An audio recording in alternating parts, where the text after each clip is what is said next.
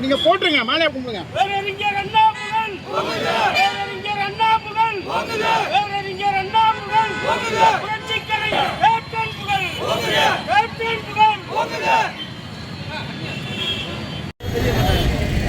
ஆமா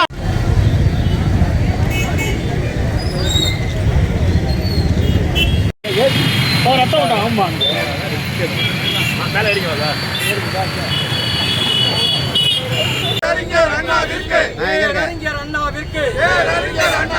வீர வணக்கம் வீர வணக்கம் வீர வணக்கம். அயராது உழைப்போம் இந்தி திணிப்பை என்றும் எதிர்ப்போம் ஆதிக்கம்